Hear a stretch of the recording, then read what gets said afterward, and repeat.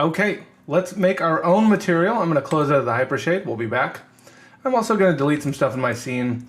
Or do I have to delete it? Maybe I could put it in a layer. Maybe I could hide it. Anyone remember the hotkey? Control H, Raptor gone. This tree here, I'm just going to delete it. And this tree here, well, I'll hide it too. Because we want to texture the stuff we created ourselves. Yes, we did create the other one with paint effects, but let's get real. Okay, so I'm going to first start texturing. Notice it's unselectable. Remember, we put it, if you go to the channel box, we put it in this terrain layer and made it unselectable. So now it's selectable again. Okay, and we could get rid of the plane. And we probably should add this tree to our terrain layer. So right click, add selected objects. Cool. So we're going to texture this terrain and make it look somewhat decent. So how do we apply a material? Well, we can hold down our right mouse button and go assign new material.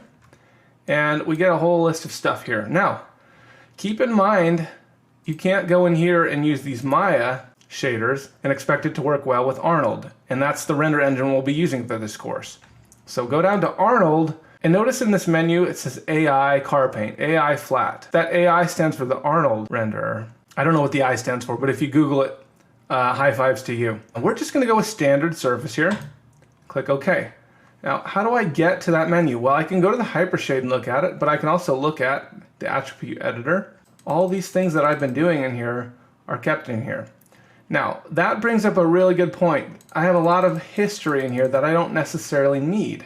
And all that stuff's in memory. So how do I clear that? If I go up to Edit, Delete All by Type, I can do History. And that stuff disappears and it cleans things up. Now I see my AI standard surface right there. So I could get to it here. However, I like to work in the hypershade, so let's go back to the hypershade. Okay, it's important to know how to move around in here. This is the oak texture. I don't want to see that. What I want to see is the new one I created. We see it's AI standard here. We did not name this. It's very important.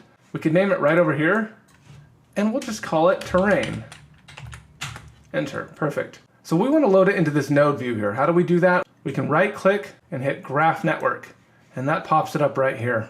And now we can work with it.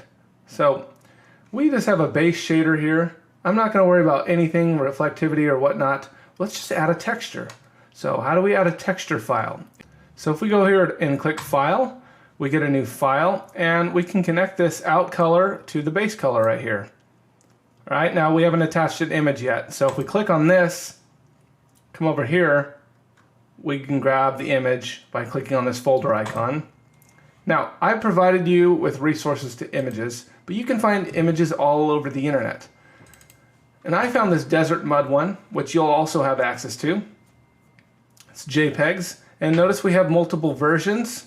We have D, N, and S. One is called diffuse, one is called normal, and one is specular.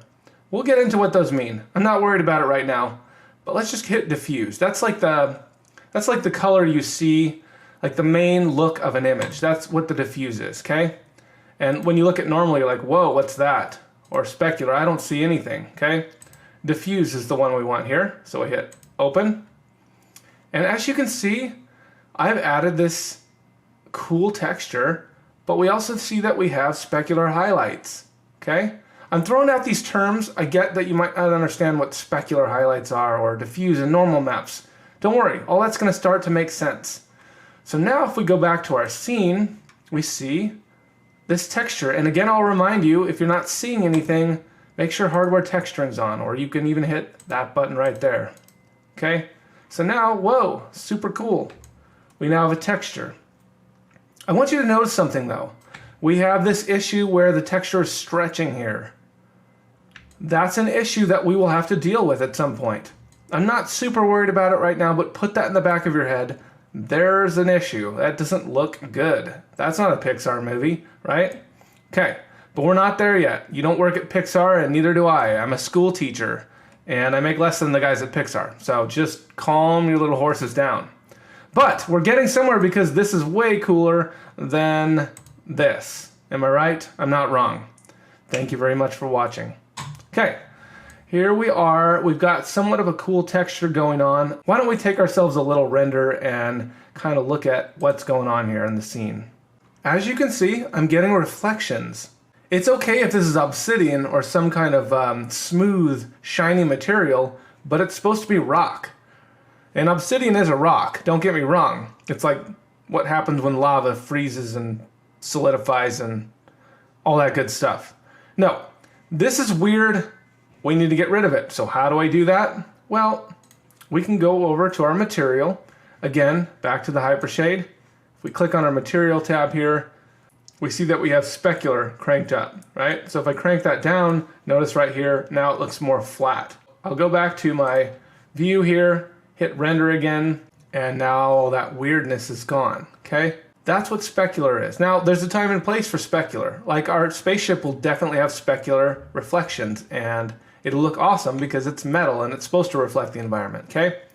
So we created a texture in this video. In the next video, we're gonna get out of Maya for a second, go into Photoshop, and I'm gonna show you how to make a seamless texture and how to export something called a normal map. Super exciting. I'll see you then.